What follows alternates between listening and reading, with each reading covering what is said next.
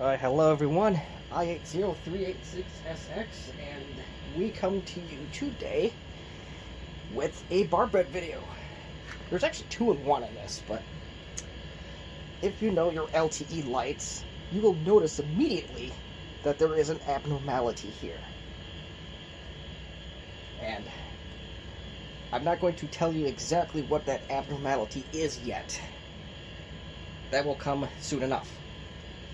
What the star, or the bulk of this bet is going to be about, is we're going to see if this Compaq LTE, it's a 425E, will handle Windows NT 4. Cannot even get it on here.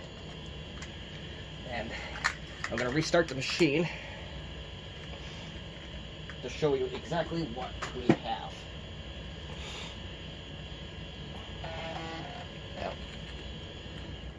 We're going to try that again.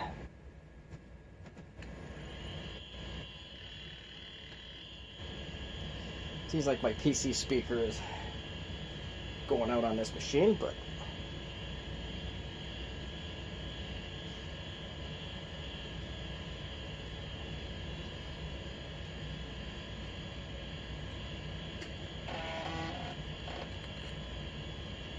as you can see, we have 12 megs of RAM to work with. It's got a bare bones version of DOS. Let's go to the time and date prompts. So, what do we exactly do? We're going to try and install Windows NT 4 workstation. And we're going to not use the docking station if we don't have to. It kind of is impossible without it unless you do have a working floppy. There's no way to get around it. I don't have a 486 with a working floppy. I have a 386 with a working floppy, but I don't want to tear that one apart. So, initially, there is no possibility without the docking station to at least get things started. And this is where the other piece of the bar bet comes into play. Installing the NT4 on an LTE Lite with all OEM equipment is simply not possible. It's the largest, and that issue falls on the hard drive. The largest hard drive that came with these machines is a 209 megabyte drive. And if you try to install Windows NT 4 on a 200 meg drive, or even a 209, as the label states here, it will stop you. The setup will stop you because you don't have enough space. So, in effect, that does us no good. So, what did we do? Well, hold on here. We shall show you. If you do this bytes free, if you put that into a conversion of some kind, and I'll show you on the other phone here.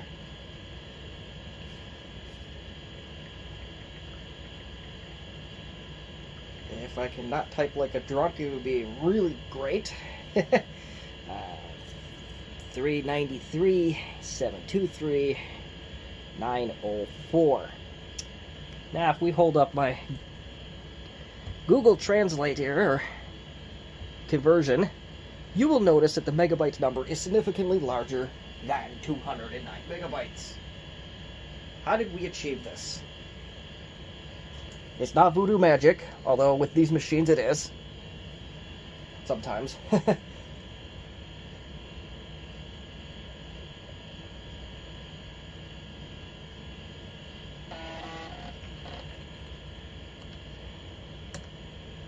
Hope it doesn't take it away now. Nope. You notice we have a Type 42 of 528 megabytes.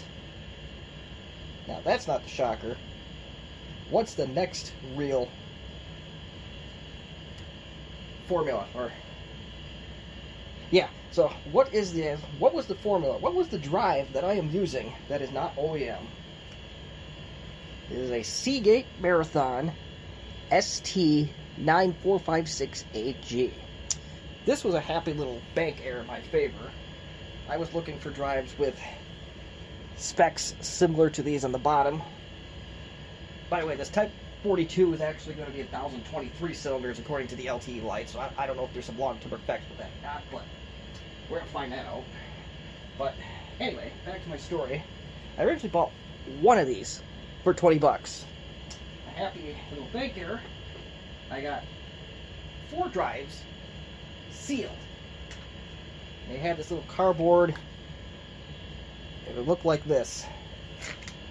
And I think these are brand new drives that were sitting on a shelf for 20 years. Now, one of the drives was a 400 something meg drive, so,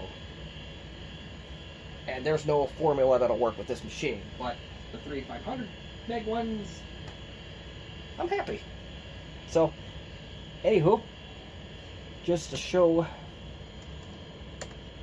that's the specs. That's what we use. That's the closest match. There's type 65 and 66, which absolutely don't work with this machine unless you're using the docking station. Now, one of the rules that we made up is that we're not going to use the docking station, so let's get into DOS.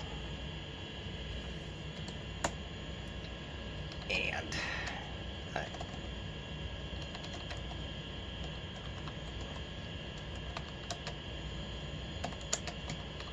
I don't have smart drive on this machine. It's probably not going to be happy about that, but and I also did do a little bit of homework before doing this, is that I did copy the Windows NT i386 directory to this hard drive using another machine. And then there is a service pack, so we shall see how this goes. And I don't remember if I went through the whole spiel with this machine yet, but it's a Compaq LTE Lite 425E. This is one with a modem. I believe it has a 9.6 kilobit modem. It's got a floppy that doesn't work. It's got a battery that also doesn't hold a charge.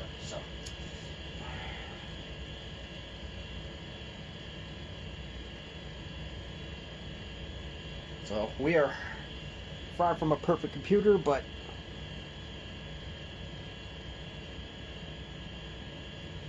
so far, so good.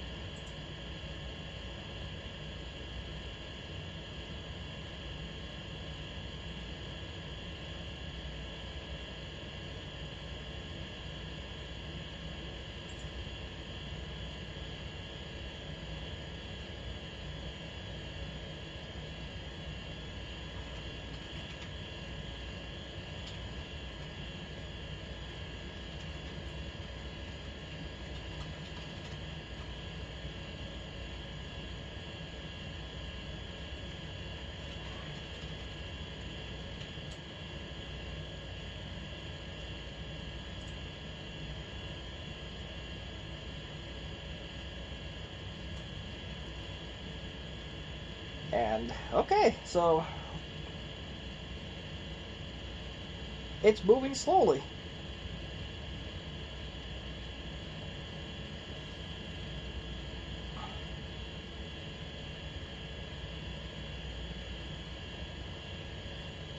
We'll just see how this goes, and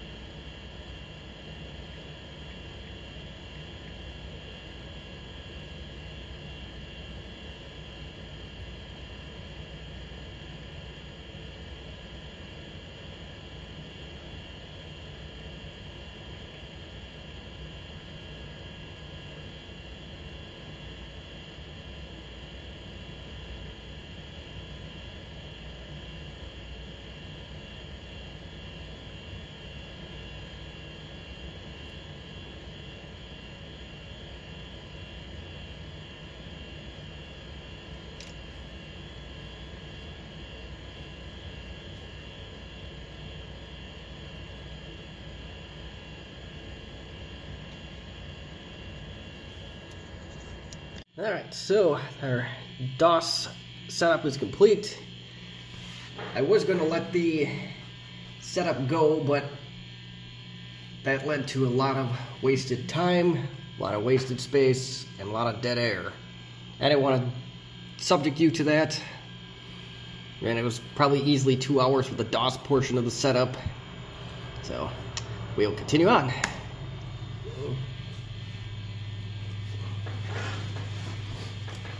But so far, so good.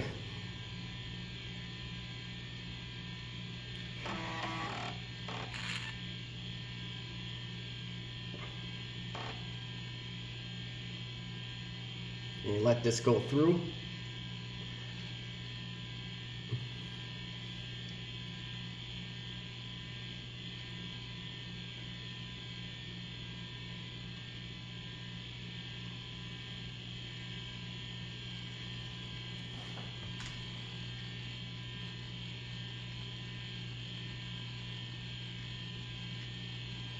And this part seems to be going pretty fast.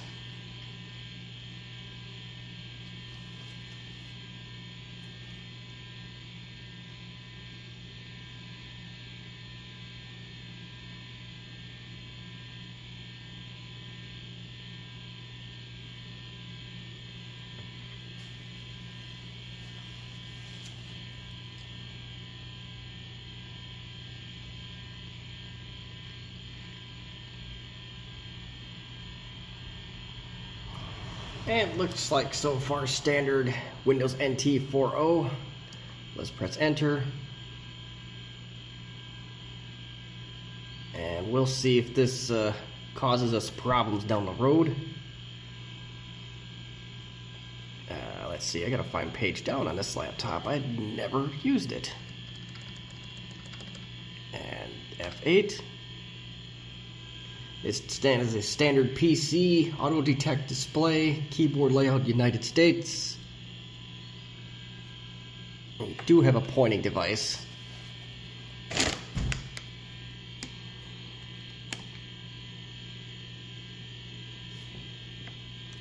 But we'll roll with it, we'll see what happens.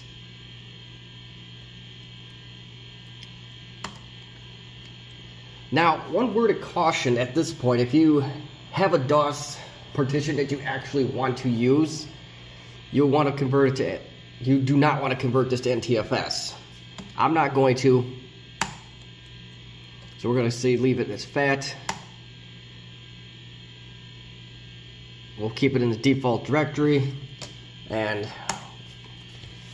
good thing our hard drive isn't a politician, or we'd have a real problem with that last screen.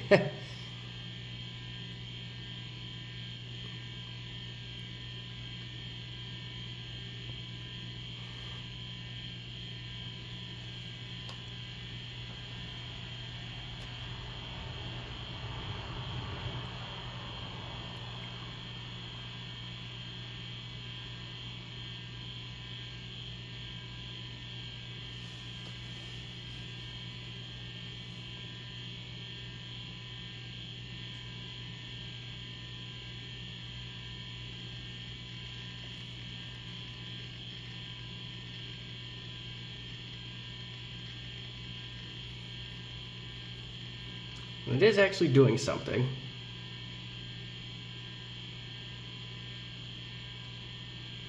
Was doing something.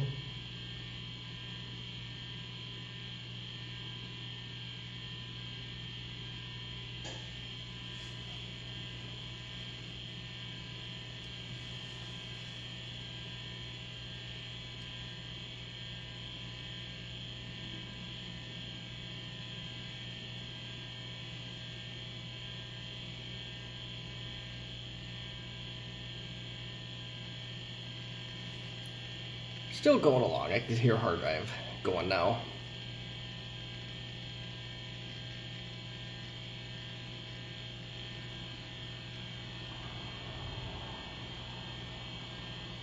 Looks like we passed the politician test.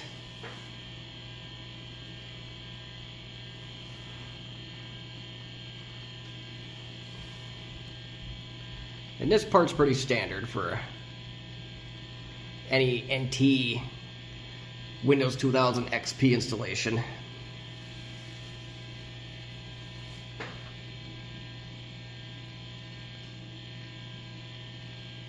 So for the time being, I'm going to let this go. As soon as we get onto the next screen, then we will continue.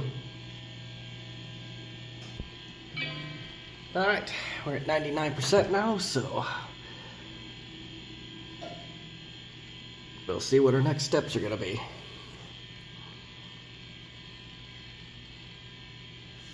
Another restart.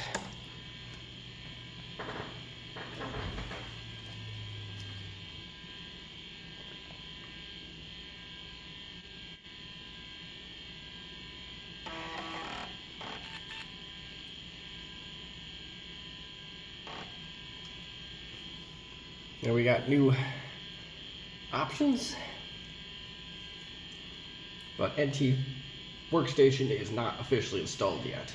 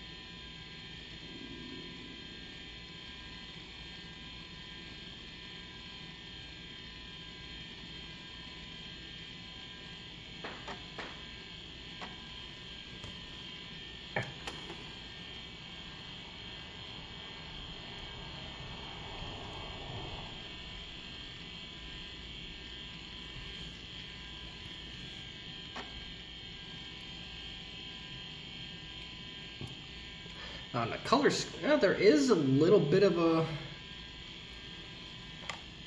background. You can vaguely tell there's a keyboard background, kind of like the Windows 95 setup does.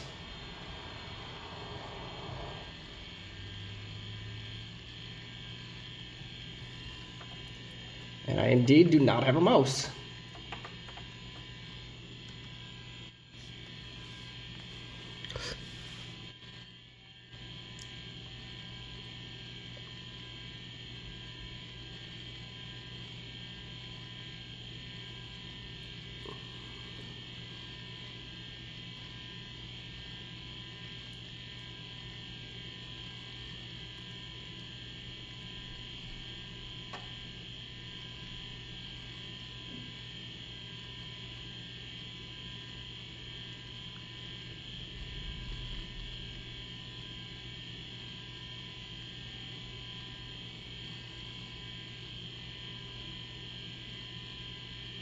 Now, at this point, I'm going to go with basically all the default options, unless there's something obvious like, oh, do you have a sound card, which I don't, so outside of that, we're going to go typical.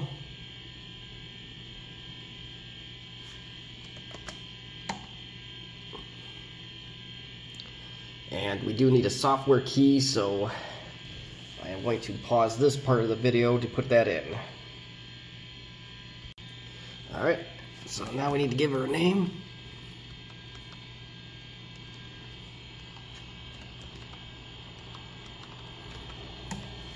Good enough.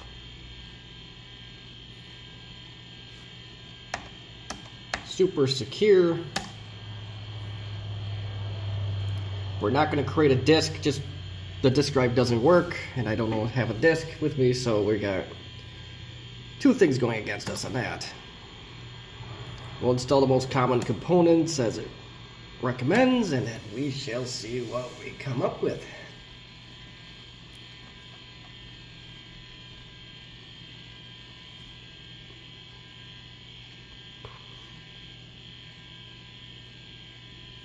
There's no networking on this machine, so if it has us configure anything, we can just skip this.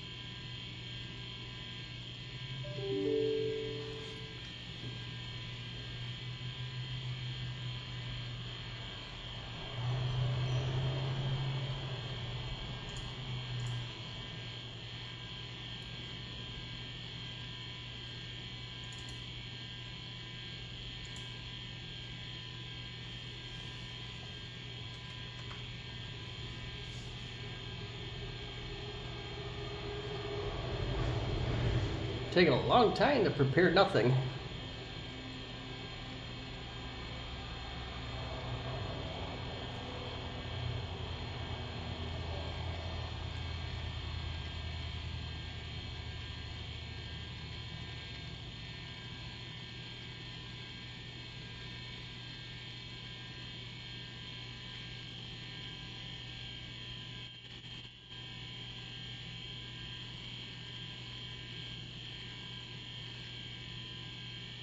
Okay, so all that for nothing, and we are not going to connect this computer to a network because there's no network to connect it to. Let's finish.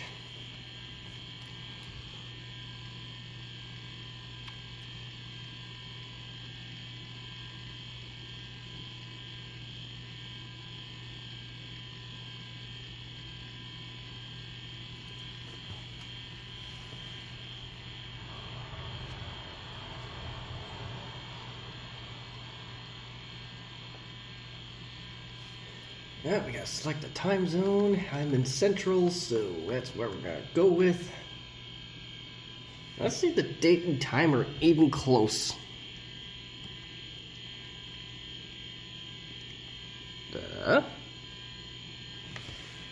Yeah, 7 minutes behind. That's not terrible.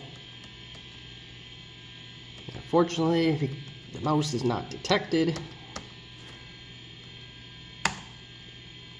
But we are surviving off of keyboard.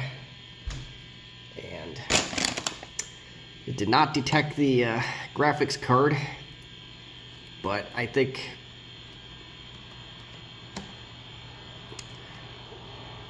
we're basically working with 16 colors regardless on this particular machine. Even if we were to load Windows 3.1 or Windows 95, I could be wrong on that.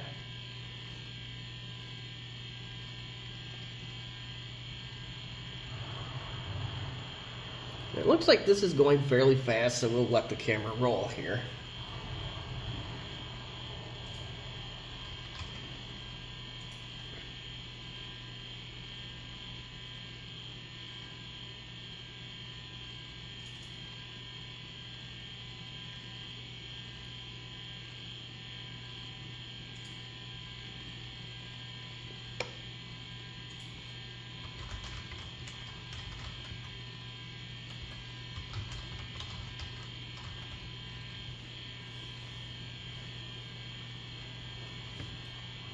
I believe there's a second portion of this setup.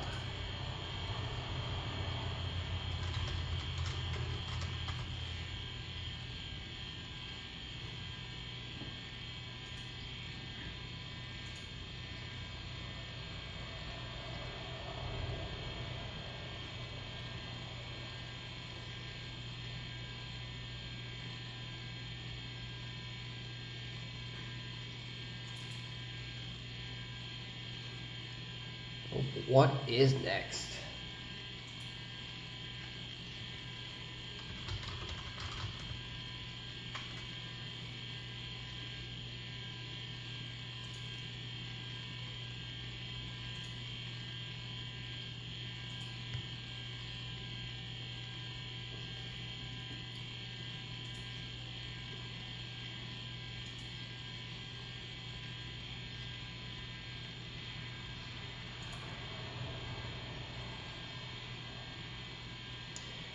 And while we're waiting for this thing to go, I did take a quick look to see if there are any drivers for Windows NT 4 for this machine, and Compaq doesn't have any. So they definitely didn't design this thing to run on Windows NT 4. Let's see if NT 3.51 has something. And they do have some display drivers, but that's about it.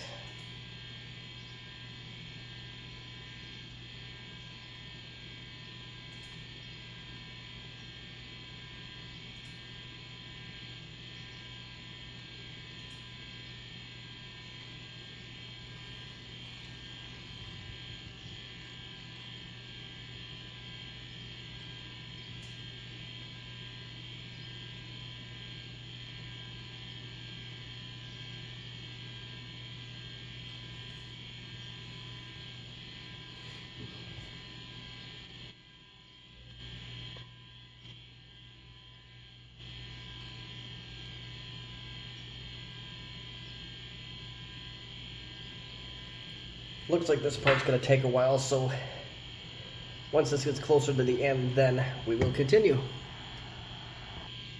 Alright, we're almost to the end, and we are to the end. At least to that part anyway. And that's just the power setting, so don't mind that. These early Compaq LTE laptops had their own power savings built into the BIOS if you needed the supplemental utilities to control them, or you had some limited capability to control the BIOS. But anyway, we are asking to restart, and restart is what we shall do.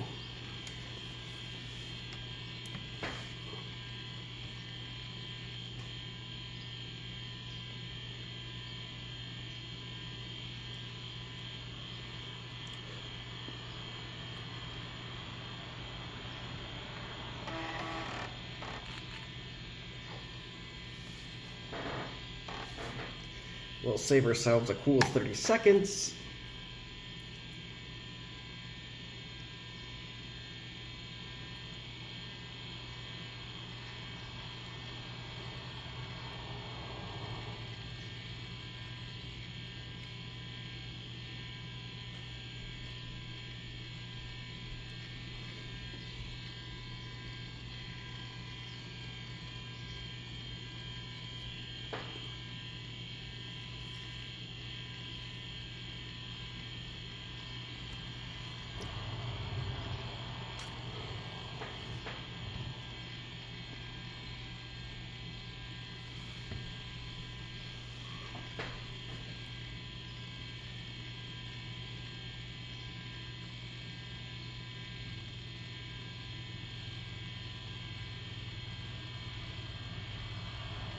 That background is something amazing on a machine like this.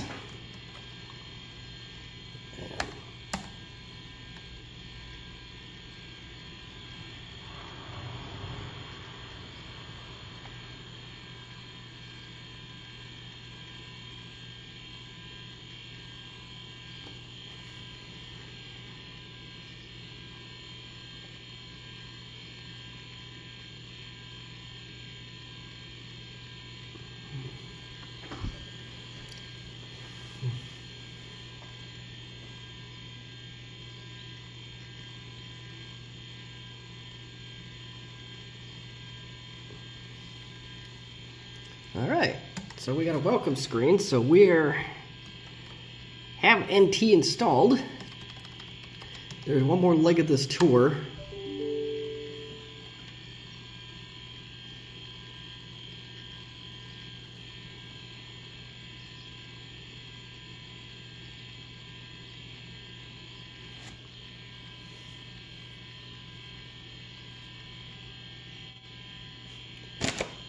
And we know the graphics card did not detect beyond the basic default. Let's see if the modem did.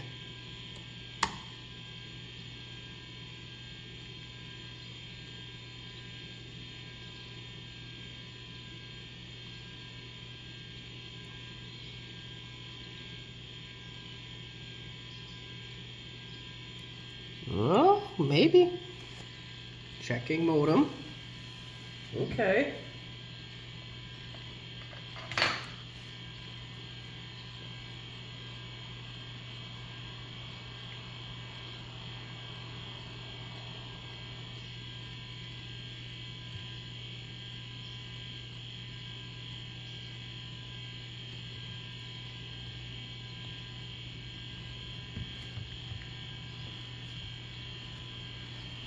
Long time to check a modem, so I don't know if we're going to actually get anything of value here.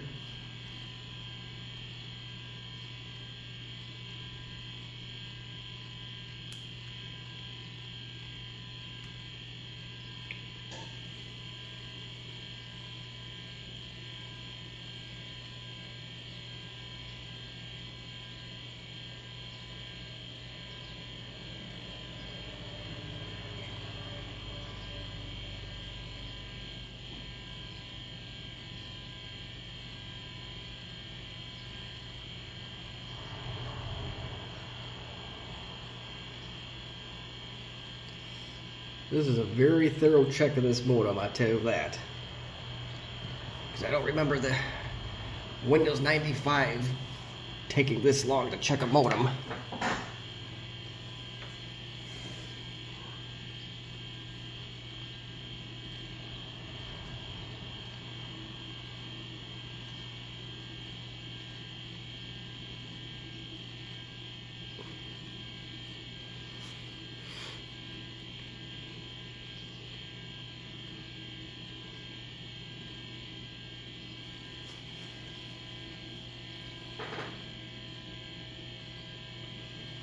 I'll tell you what, if this actually does end up working for us, I'm definitely gonna have to try go on dial-up with this thing at some point.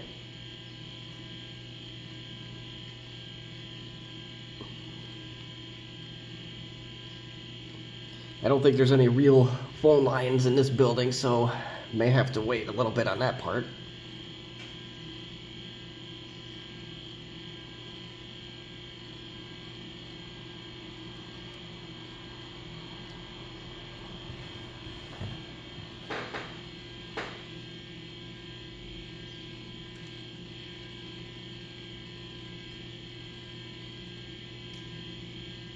Okay, so it found an Compaq Enhanced 9600 data plus fax. It probably says Compaq at the beginning. Yep. So if you go read it from the beginning, it's Compaq Enhanced 9600 data plus fax Enhanced Com SL.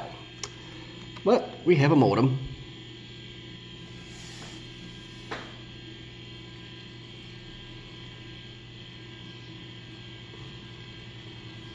And Windows NT checked it over with the fine-tooth comb, so that's good.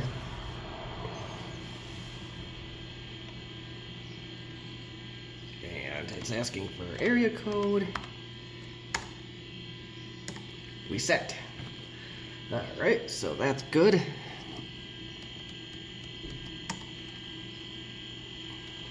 Let's see if we get a mouse to come up now.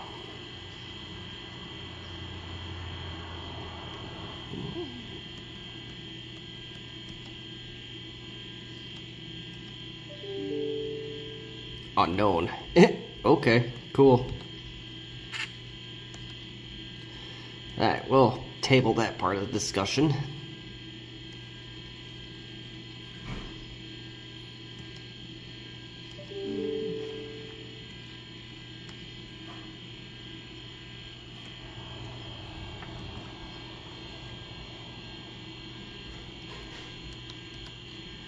Alright, well, we'll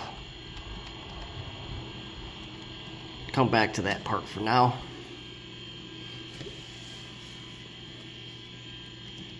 And we have 269 megabytes of space.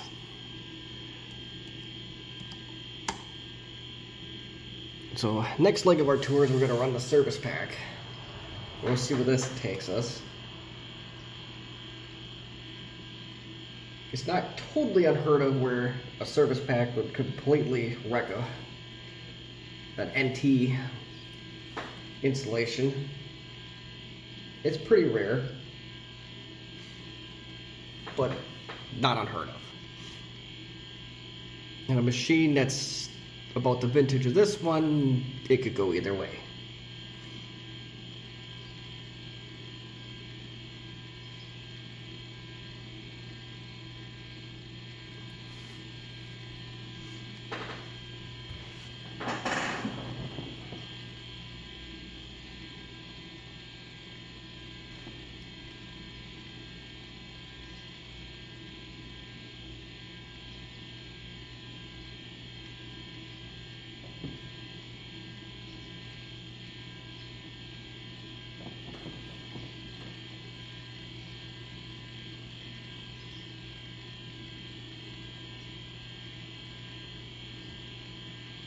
This is standard for Windows NT 4 to XP. Anytime you do a service pack, it does,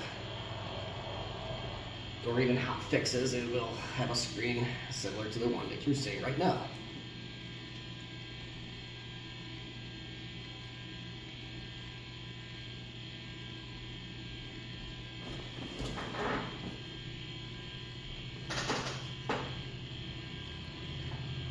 And this is taking a little bit of time, so same drill, we're pausing until we get closer to the end. Alright, to the end of this portion of the setup, and once again I got it right in the middle of a screen. Power shut off, so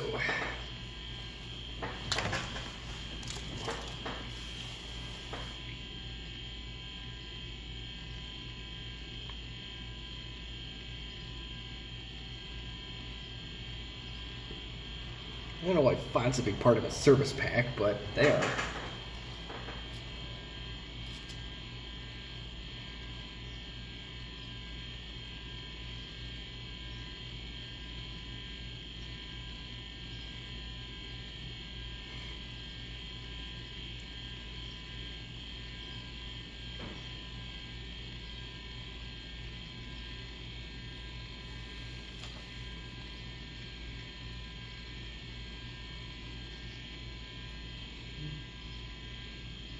And any second now, we should have our next part of this coming up.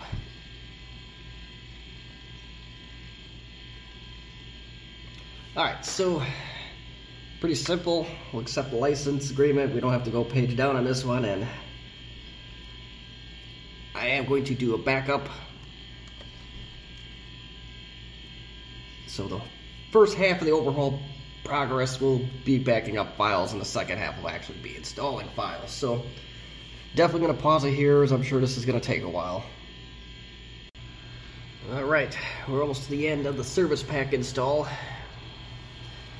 Just got the tail end of the fonts part of the service pack.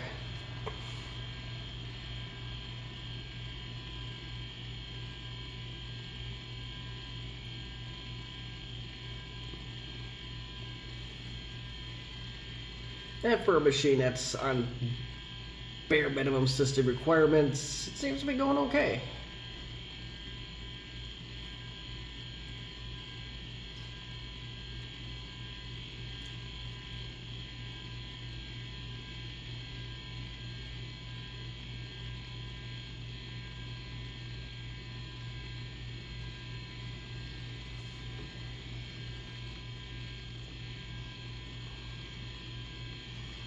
Might have been able to start this a little bit later, but oh well. Life goes on.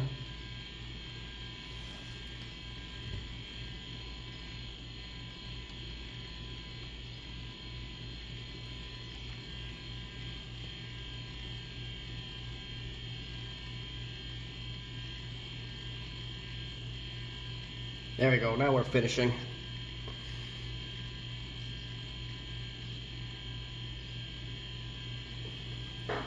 It's too bad that this doesn't update Internet Explorer, but, well, what are you gonna do?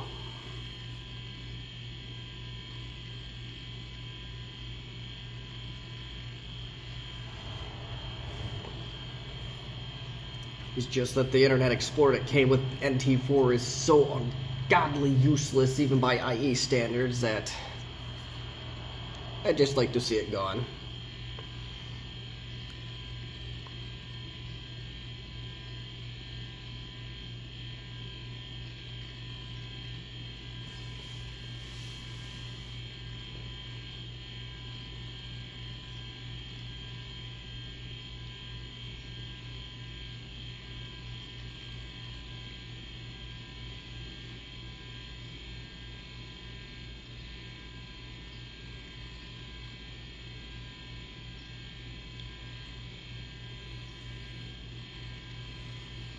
Yeah, it definitely could have started this 2 minutes later, at least.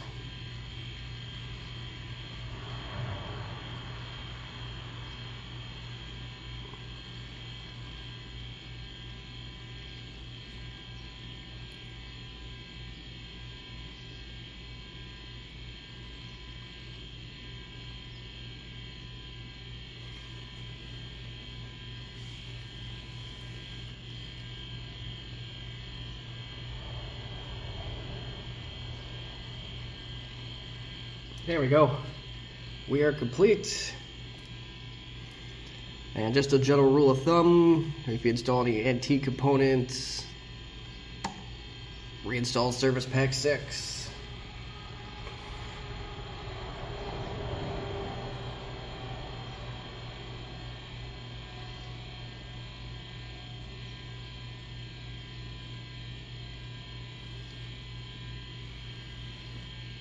Dang it, sweet time to restart here.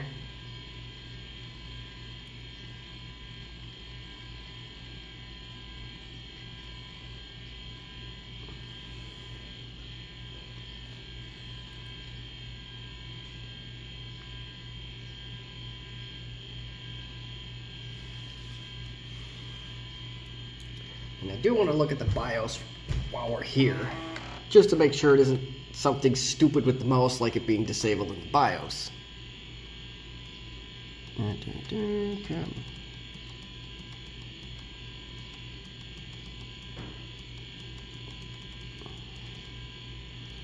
Yep,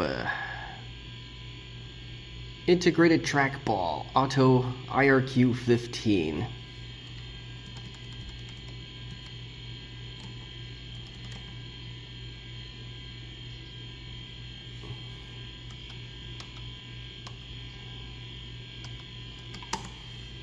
So it is enabled.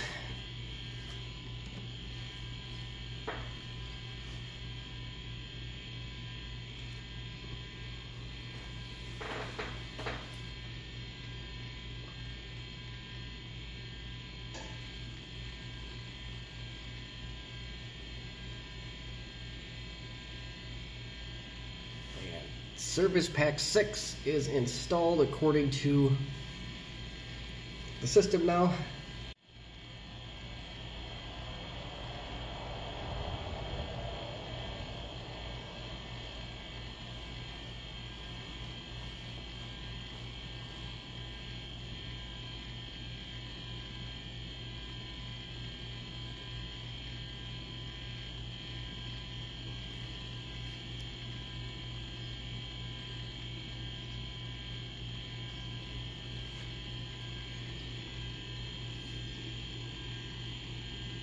Now press Control Alt Delete. Password.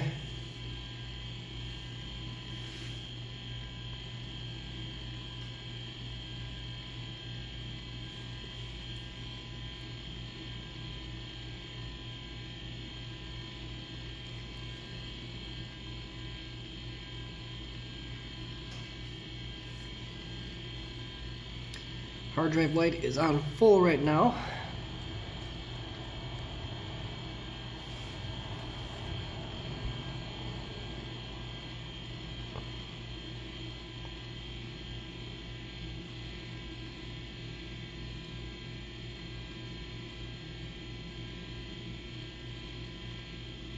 I don't remember if there's any extracurricular activity with after a service pack install, but we're about to find out together.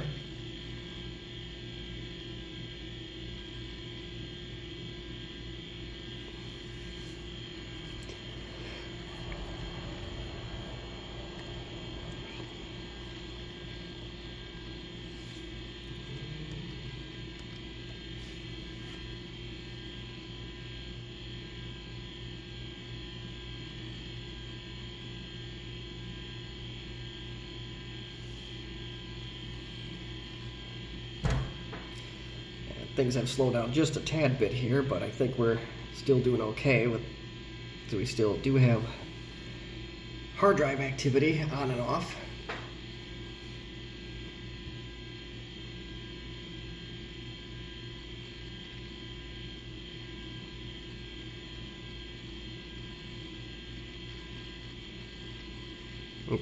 Yeah, I don't know, it's still quite a bit of, there we go.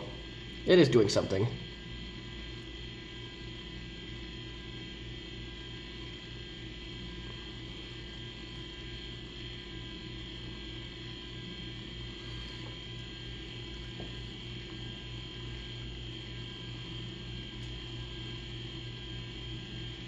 And welcome screens are always welcome. See if we can alt tab out of this just because I don't have a mouse yet. And let's see if we can get some properties on this guy.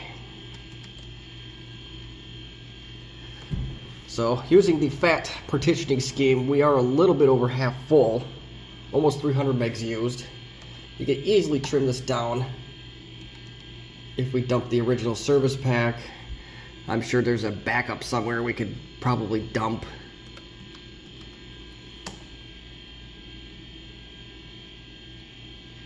And NT4, one thing to note,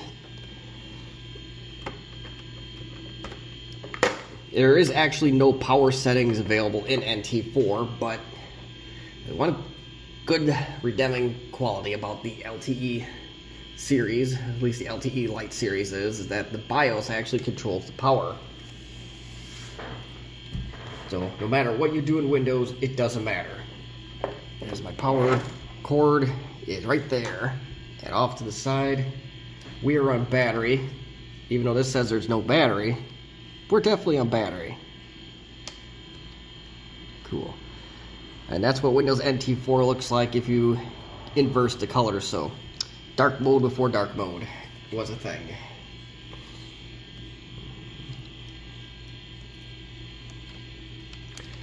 So yeah, this is Windows NT4.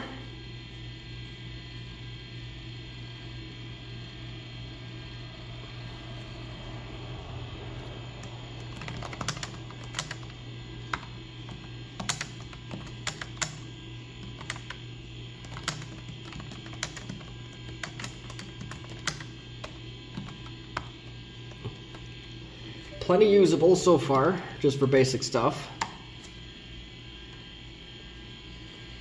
So all now that's left to do with this thing is to see, one, if the modem will actually work, and two, if we can get the mouse working. But outside of those two things, I think this is a successful bar bet. To have Windows NT4 on this machine. I don't know why Compaq basically cut these off as early as they did. This particular machine is not even 4, may not have been even 3 years old at the time when NT4 was released. See, and 486D0, bare minimum.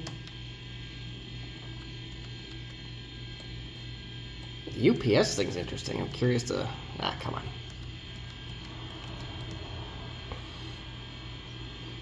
So yeah, this, you can put a UPS on Windows NT4 through the serial port. So I'm going to do the mouse part offline. I'll see what I can do with that. The modem will come later in this video. Alright, so I have since installed a old PS2 mouse, and we have a mouse, and it detected it automatically as a Logitech PS2 port mouse. So trackball's no bueno here on NT4. I clicked the change button a couple minutes ago to see what else would come up, but nothing has come up since. But we do know we have some mouse capabilities with Windows NT4 and the LTE Lite. So the last thing we got to do, which will be basically right now for you folks, but later today or this week for me, I will have to hook this thing up to a modem and see if I can get this thing on the internet with its built-in modem in any capacity. Well folks, we are on the last tour, or the last leg of our tour with Windows NT4 workstation on an LTE Lite. And you'll notice the phone line is now installed. So we just gotta wait for this machine to load, and we will go ahead and see if we can get any kind of connection to the internet. It's gonna be limited with its garbage browser, but we can still test dial-up capabilities.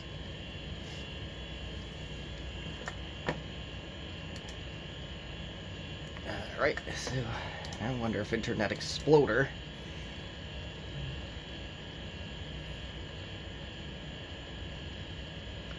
will actually ask for dial-up connectivity, and it won't. Yeah, thanks but no thanks. I am not. Alright, so how in the wide world do I get this crappy browser? Probably not through there. I may have to install something. I'm honestly not sure. Wait. Is that it? Or was that the same? Yeah, this is great.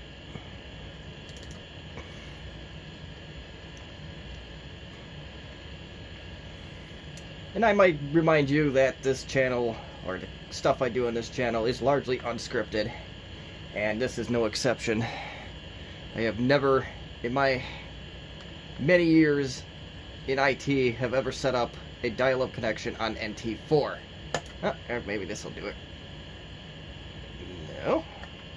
Dialing from new location. Okay, that's great. I wonder, do I have to install some dial-up crud or what here? There's phone dialer, hyper terminal. Okay, I'm feeling increasingly stupid. Oh wait, how about dial-up not working? That might do it. Blah blah blah blah. Cool. So we gotta install it. Like I said, this is my first rodeo with dial-up in NT4. And oh. I don't know how well this is going to work, but we're going to give it a go anyway.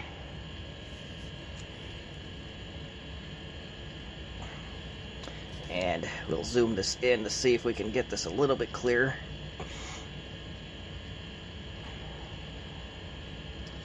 Glad I didn't delete that i386 directory.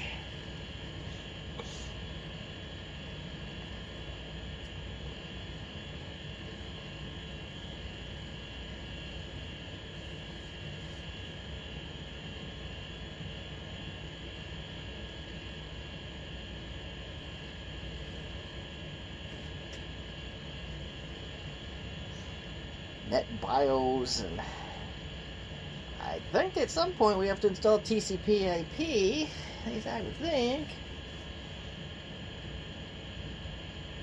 It's installing all sorts of stuff.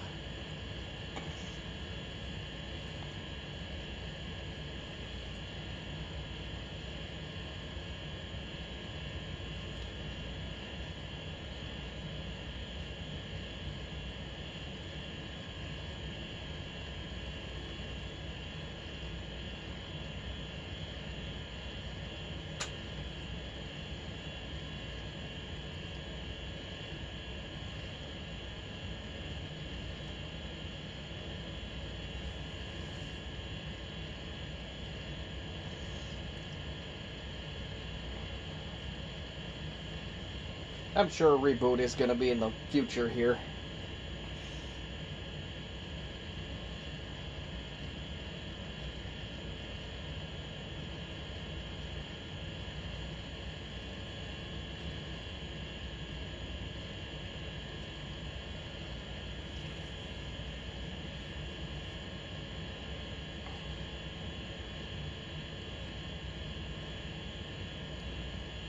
It is asking me to use a modem.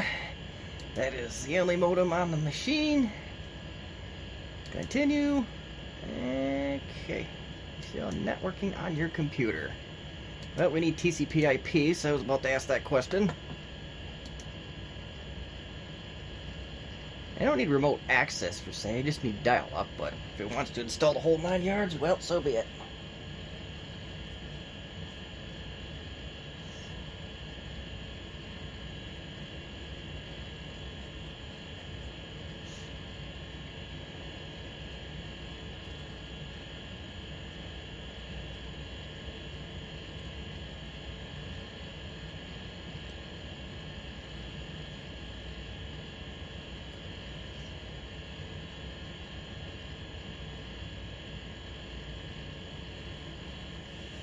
IP config, traceroute, all sorts of cool stuff. Well, really unremarkable today's IT world, but back in 1996, this was new and exciting.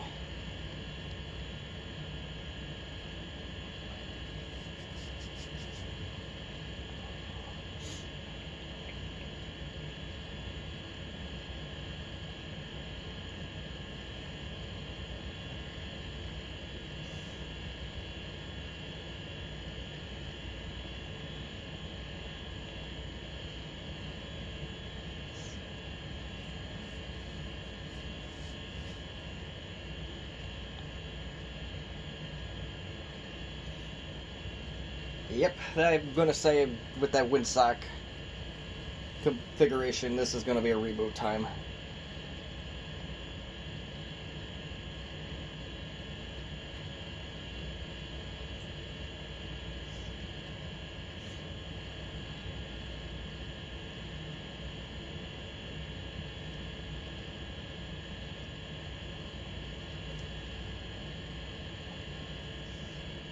Apparently I'm installing the world, at least it feels that way. And restart. So I'm not going to make you watch a restart, at least not another one, so when we get logged back in, we will continue. Alright, so we are now at the desktop again. And we're finishing loading up.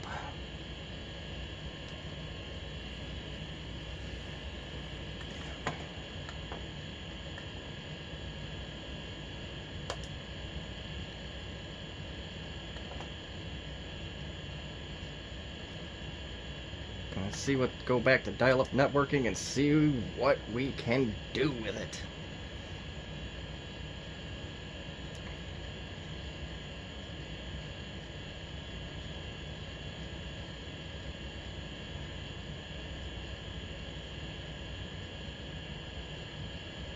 Well,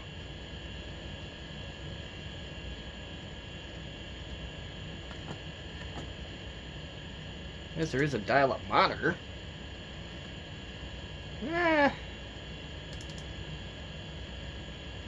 The phone book is empty. Oh, there we go.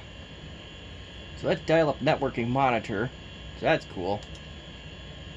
Active lines. Well, let's see what we can do here. Calling the internet. Type in login after connecting. We'll do that. I don't remember what I did.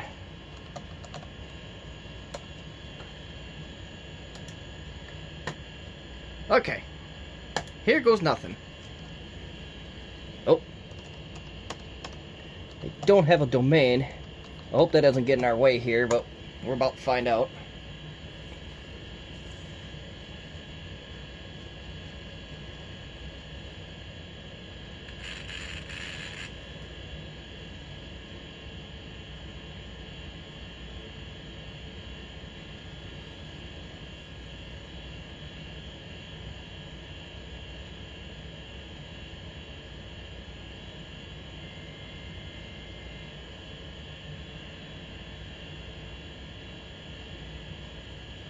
And I do see lights on my modem, so it is at least trying.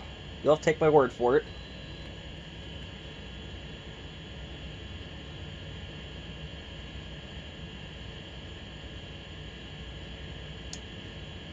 And it's trying. It wants to go.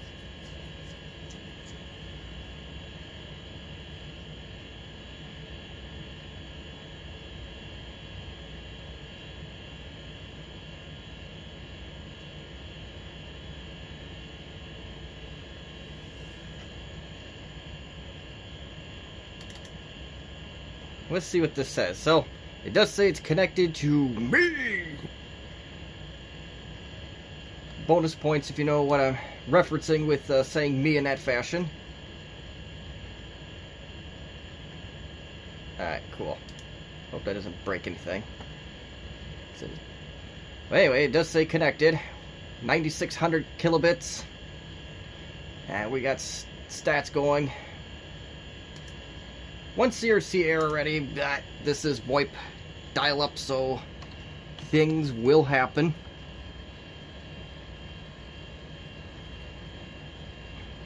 So we'll do the real basic test here. We'll see if we can ping Google's DNS or one of their DNS servers. So, test number 1 is passed. Or, we passed test number 1. Yeah. Grammatical errors are common around here. So, step number 2 now is we're going to try and go to Internet Explorer, a air quote browser, and I use that term very loosely. I don't have an actual real dial-up, if you haven't figured that out already. I do have a tutorial on my channel that does allow you to build your own dial-up server, and I even use some ObiTalk boxes and Google Voice to try and emulate some dial-up. And it doesn't replace the real dial-up experience, but if you need modem stuff, or you got to get that retro PC on the web, it's the way to go. I would recommend the Doge Systems tutorial with the Linux box and the PAP2T.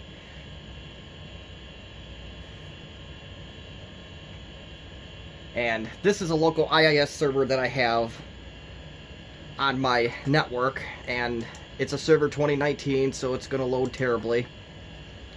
What I want to do, and hopefully we can wrap this up sooner than later, I'm trying to find the proxy server setting. If I can't find it, that's not a big deal, but I'd like to find it. Uh-oh. I regret that. Perhaps let's go to this option. I don't know if this would bring us to the same thing, but I know I saw proxy server settings up. There we go. Now we're cooking. I don't know if this is going to work with this wondrous browser of choice here.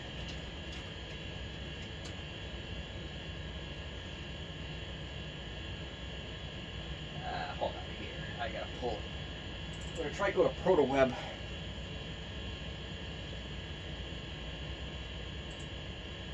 But I gotta look up the settings quick.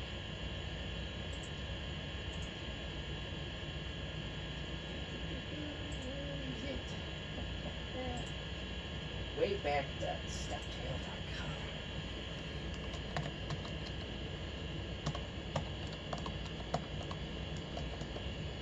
steptail.com. And we'll try the 8752 port. I don't know if this is even going to work. I'm going to try. So let's see now.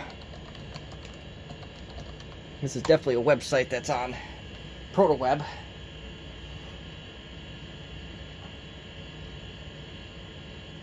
Uh-oh. Maybe we gotta close out this wonderful browser.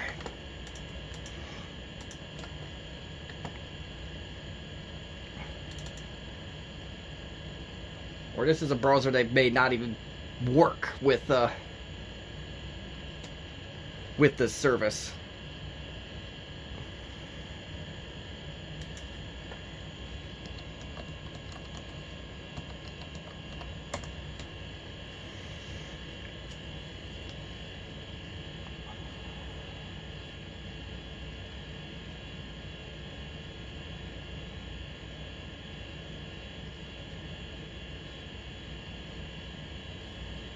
Found something. I don't know if it's going to find anything valuable.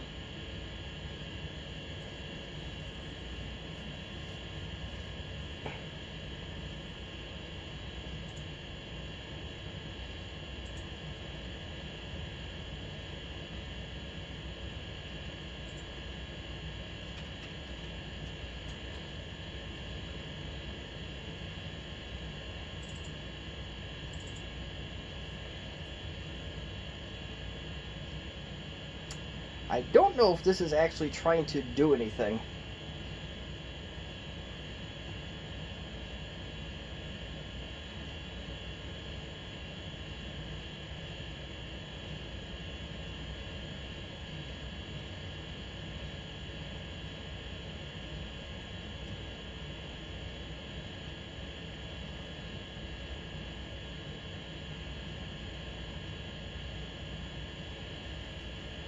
Well, folks, I'm tired of waiting already. So let's try another solution here. I just want to basically prove that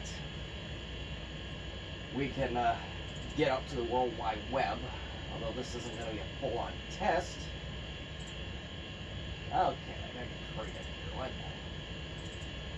Trying to find something that we can download quickly. Ah, I found something.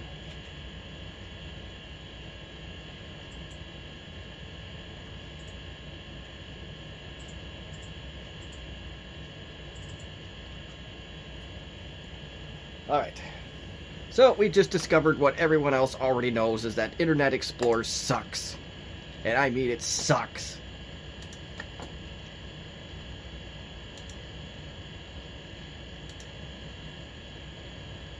But I have another idea. I believe I saw an inkling of an FTP client somewhere, so we are going to do that. And I believe... I believe that's my FTP server. It's either 7 or 8. Ah, yep. And now the next question is, what in God's name is my username?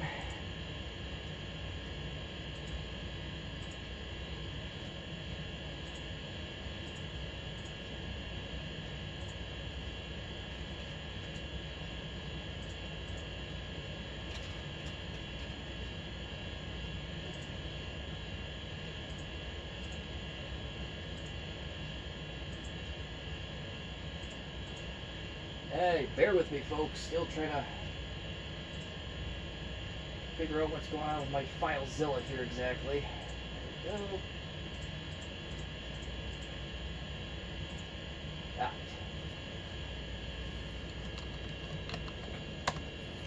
It's a little sad attempt at respecting my own privacy thing going on here.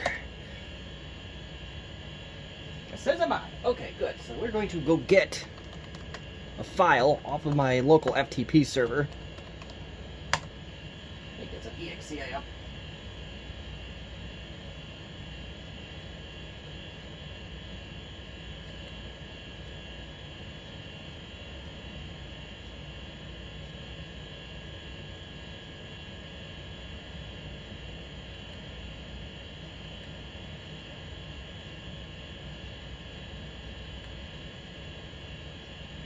This is saying it's already got it, which I don't believe for a second, so we're going to try something else here.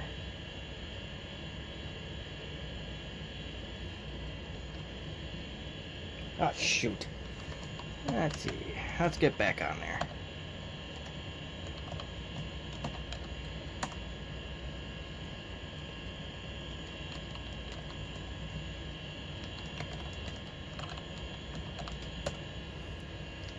So let's try get 1729.zip.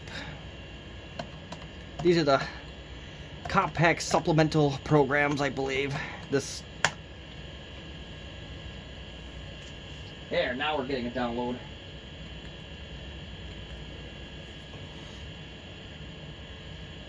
This is a 367 kilobyte file.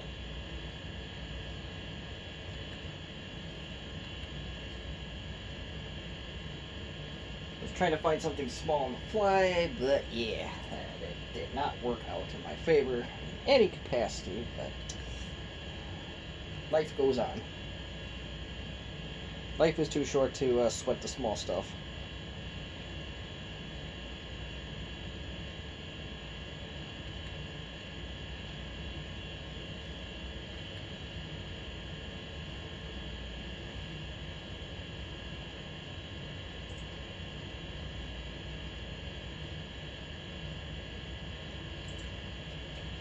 I'm gonna try and not cut this part out. We'll see.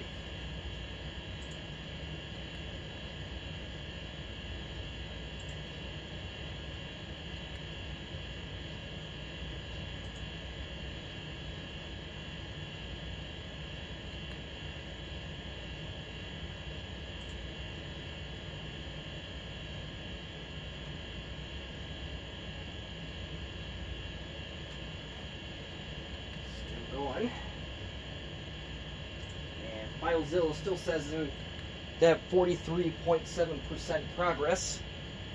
You'll have to take my word for that one.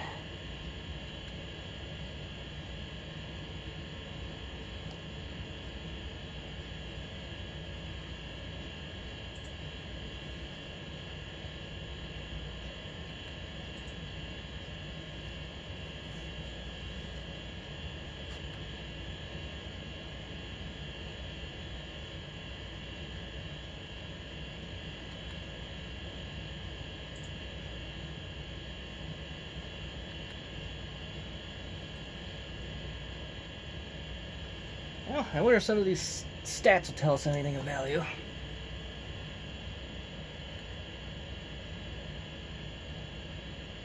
It's going.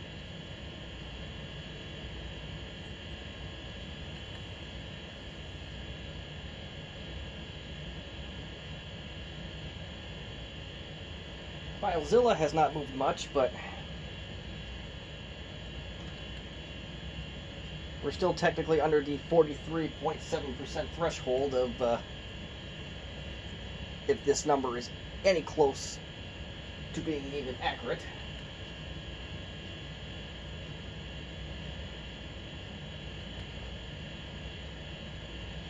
And we do see some CRC errors, but I think that might be part of using VoIP internet or dial-up over VoIP.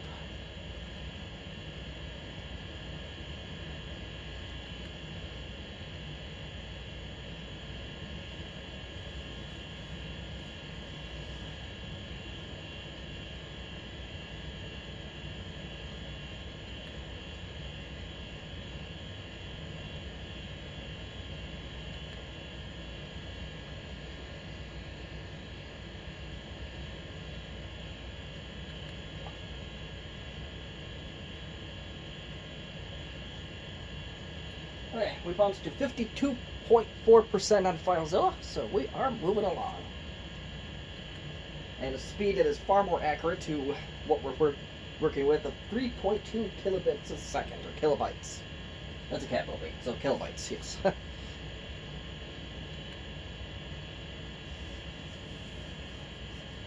We get the fun, exciting adventure of waiting for paint to dry.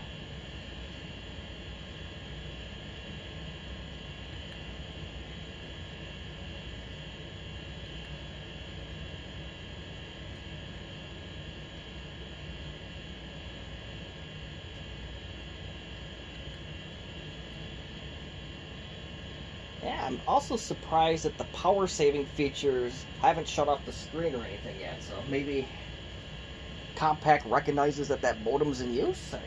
I don't know.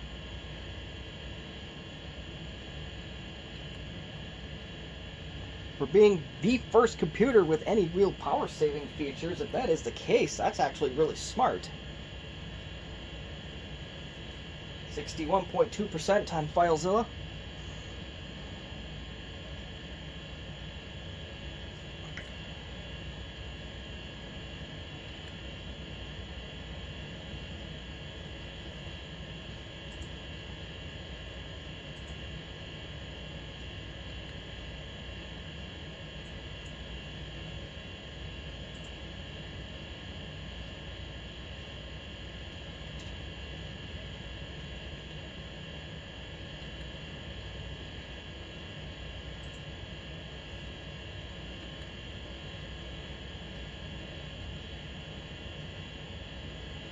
And we're getting in the home stretch.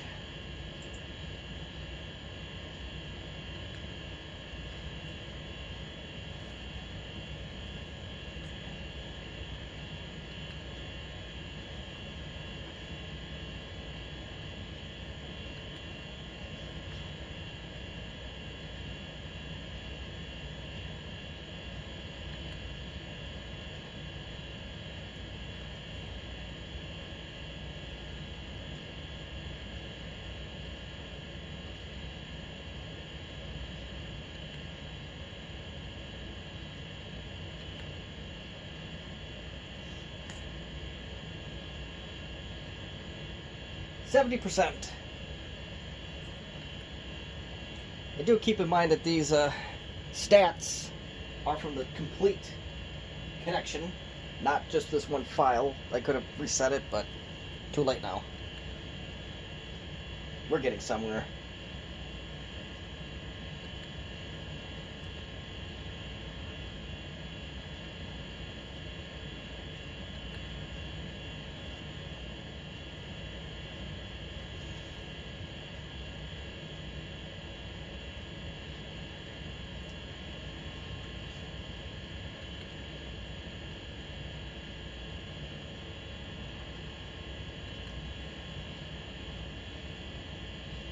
Gotta be jumping up here soon. It's certainly at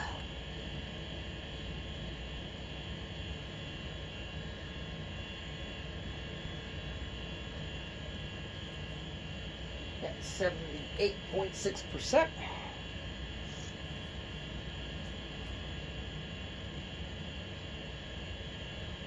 Those CRC errors are sure piling up, but I think that's a product of not having a real dial-up modem or dial-up service. The modem's definitely real, and the modem, I believe, is even made in the United States. So, and that's about as real as it gets, at least for my book.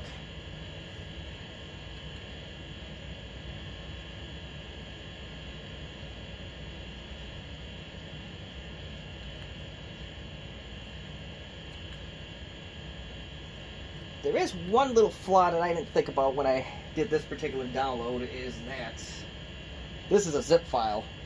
I have no way to open zip files.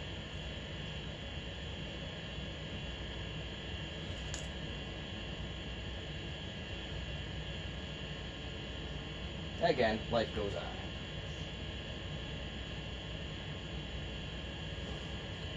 I do have WinZip on this FTP server as well if I really wanted to, but I don't think we need to sit here and wait for that. And this video is kind of getting long, so we're at 90%, by the way.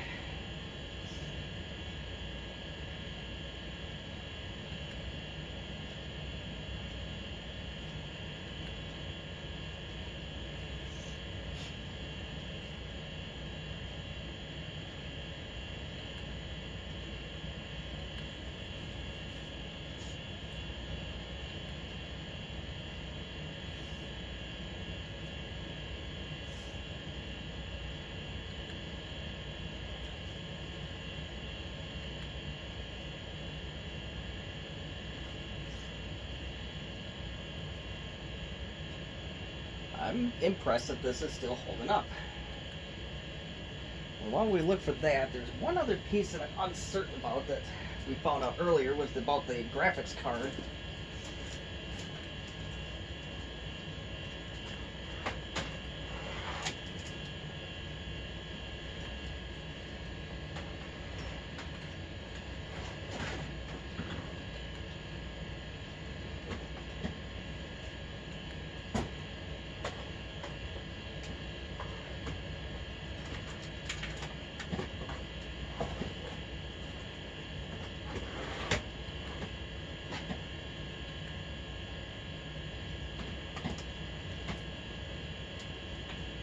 Laptop. Answer this question in a hurry. Wi-Fi E. Looks like your FileZilla is still going.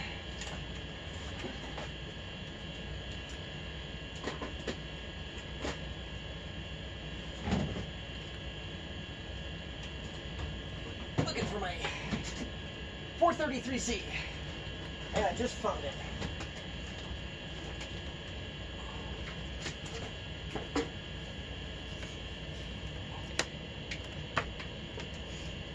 %.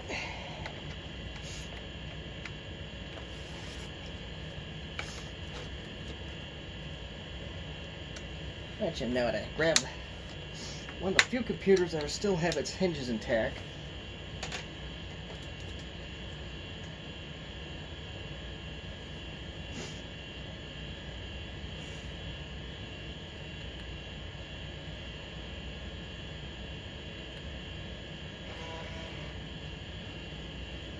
Yeah, well, battery does say that there's no life left in it, but there certainly is.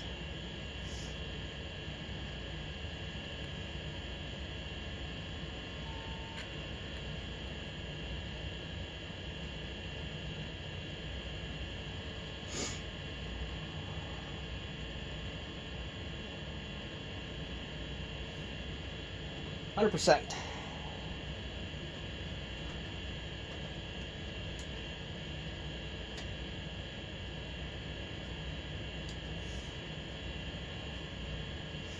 FileZilla does some extra stuff here. I think it's just finishing whatever it's doing, and then...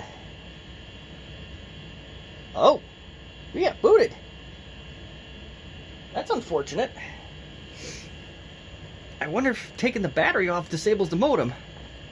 Oh well, that's my fault, so... Now the million-dollar question is, where does it actually put my files?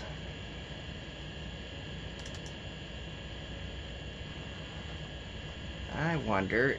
Oh, it puts them right on the C drive, and it did try to download the file. And SP728 it tried to get too. I'm just going to delete them because they're corrupt.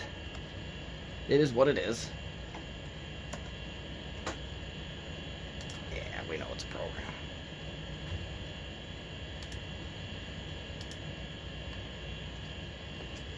So, well, I apologize. I wasted some of your time.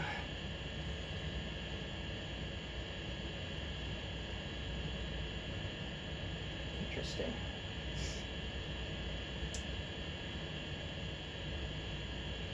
Well, my LTE Lite 433C somehow PCMCIA slot, which is a very interesting trick because there are no PCMCIA slots on this machine anywhere.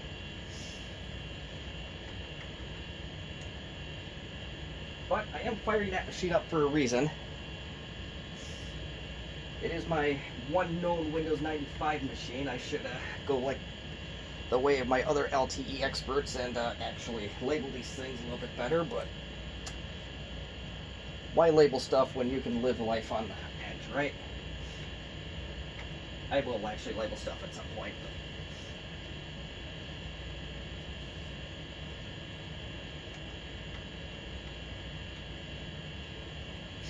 Okay, so let's get to the wrap this thing up. It's more than long enough, that's for sure.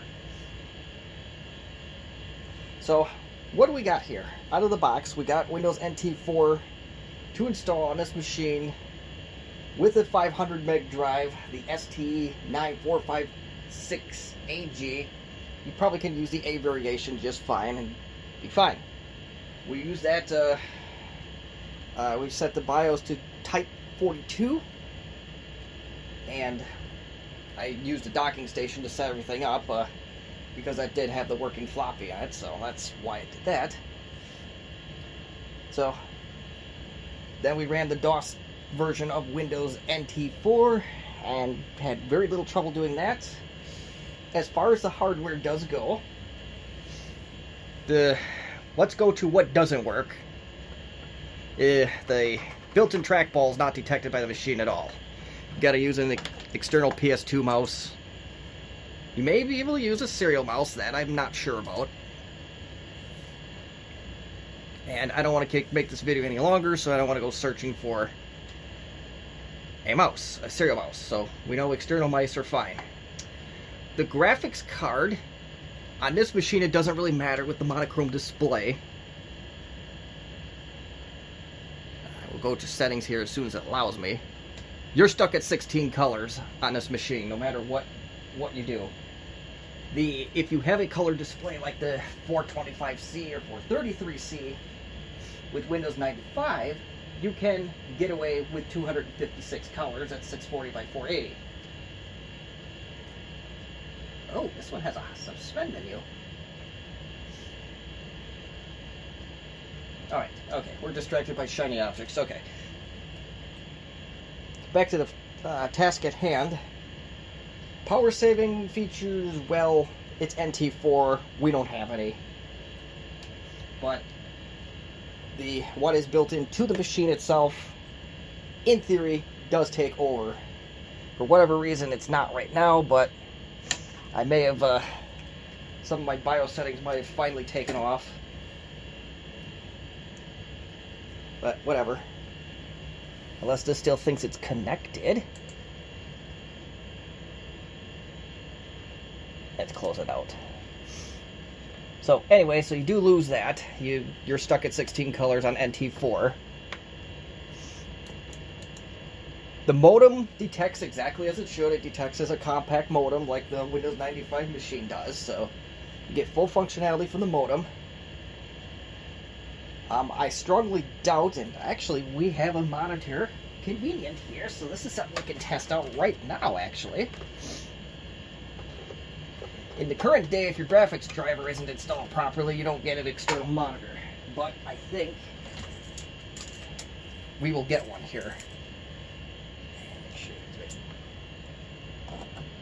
Trying to think of things to test here. And, well, we don't have a monitor currently. There's power, but I have no display. So, you know what? This video's long enough. We'll make it a little bit longer.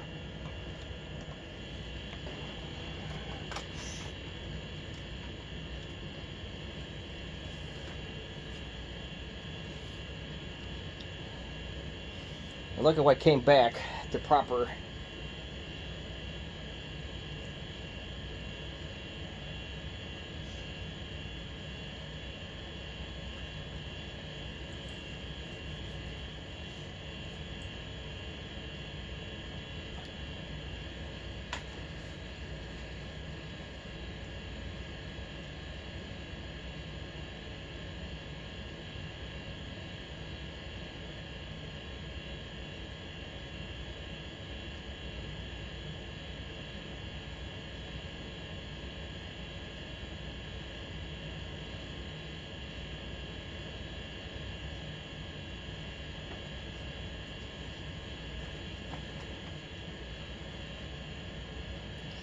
Well, I restarted the computer, and the external monitor did come on.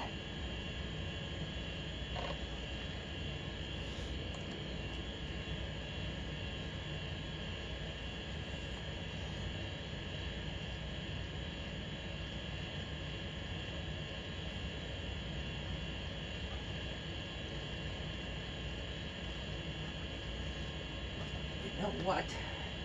In the spirit of making any attempt to organize things here whatsoever, while that's waiting to boot, I will make a note of what this configuration of this machine is.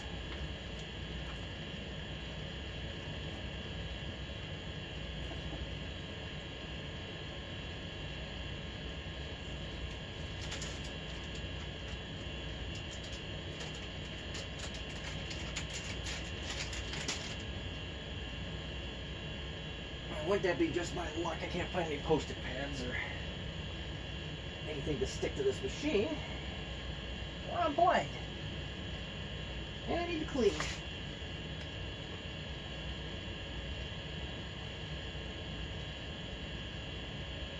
But it also looks like Radio Shack blew up in here, so there's that issue. Okay, so guess what I got? Monitor! Up close! But it's 16 color.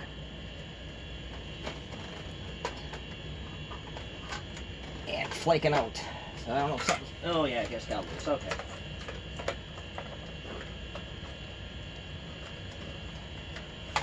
So, okay, so I think that's pretty much going to wrap this video up. So, in conclusion, we got the not OEM drive to work. Although we had to find one that was near perfect to one of the 64 acceptable configurations. Modem works, mouse works if you have an external, and external monitors work, but you are stuck with 16 colors. And power saving features are exactly the same as any other operating system that goes on this machine. So, in conclusion, okay, English teachers are going to wreck on me for that one, but if you have any questions, comments, concerns, constructive criticism on English lessons, then feel free to leave them in the comments section. And thank you for watching this little adventure of putting Windows NT4 on something made in 1992. Thank you for watching the channel.